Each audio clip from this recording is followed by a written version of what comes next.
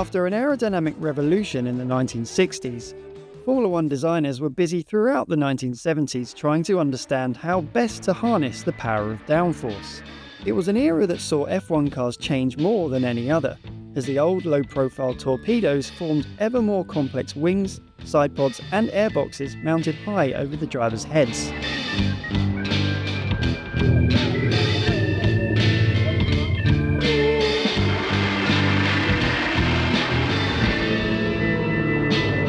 There was very little consensus on what made the perfect Formula One car, which made this one of the most intriguing periods in the sport's history.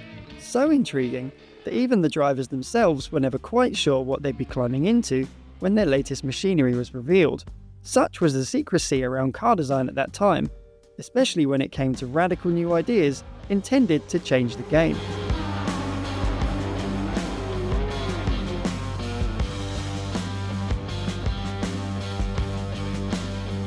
That was certainly the case when Tyrrell revealed its latest creation to the world towards the end of the 1975 season. At that stage, the team was still recovering from the loss of its two drivers at the end of 1973. Jackie Stewart, the man who had brought the team 3 world championships, had retired, and his young protégé, Francois Sever, had tragically lost his life. The rebuild was well and truly underway, and the team's designer, Derek Gardner, had come up with something that made Jackie Stewart quite literally choke on his tea. By 1975, F1's regulations had begun to limit the creativity of minds like Gardner, which made for something of a stagnation when it came to innovation, with teams instead trying to fine-tune what they already had. Among the restrictions, front wing dimensions were limited to a maximum width of 1.5 metres, which meant the front tyres would wreak havoc with the airflow over and around the side of the car. It was a problem for everyone. Gardner had a plan. It was a plan so outrageous that Tyrrell didn't even include it in its conventional naming lineage, instead dubbing it Project 34. This would be the designation of Formula One's first six-wheeled car.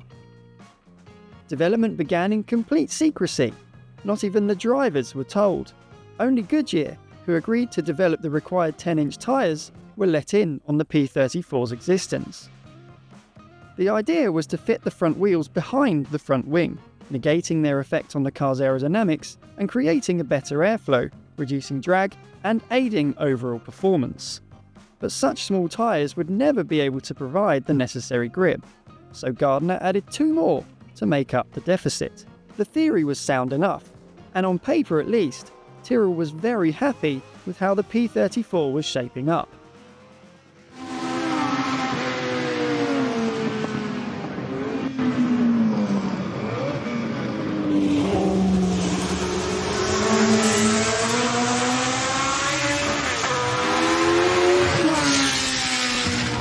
The reality of putting the car together, however, was far more problematic. The 6-wheel configuration made steering, braking and suspension all vastly more complicated, and that's before any of the drivers got in to try and figure out how to drive it. The steering column was connected only to the leading axle, which was then connected separately to the second pair of wheels.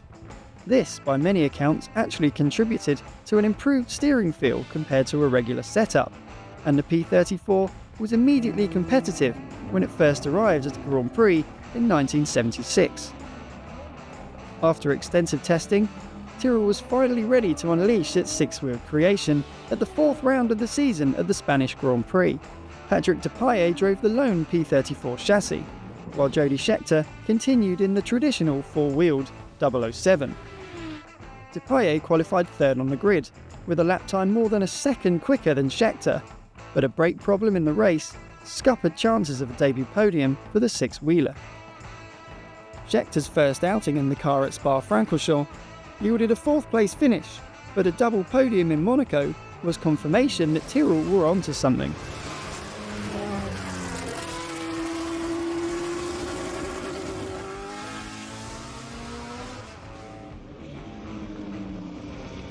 The P34's handling was a sensation thanks to its superior front-end grip and aerodynamic efficiency.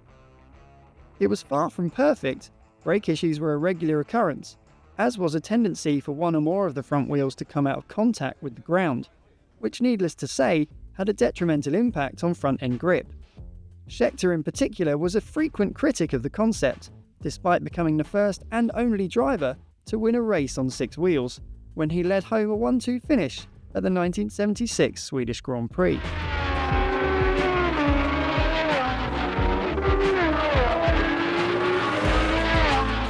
It was a historic moment and a vindication for the bravery of Ken Tyrrell, who, even in the face of ridicule by those who never believed it would work, stuck to his guns and made the P34 a success.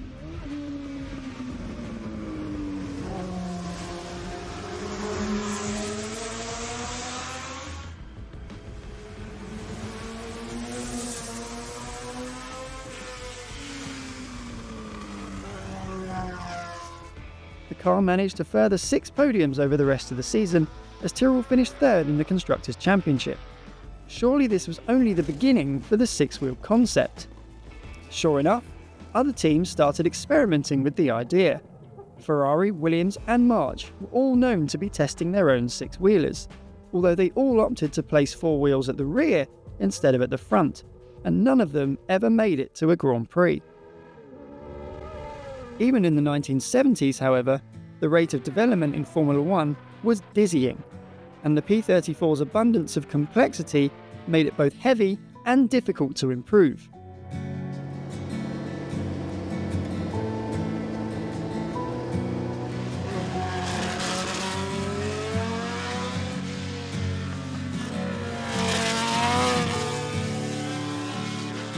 Goodyear was also neglecting the smaller tyres, which meant the P34's supposed gains in front-end grip were negated.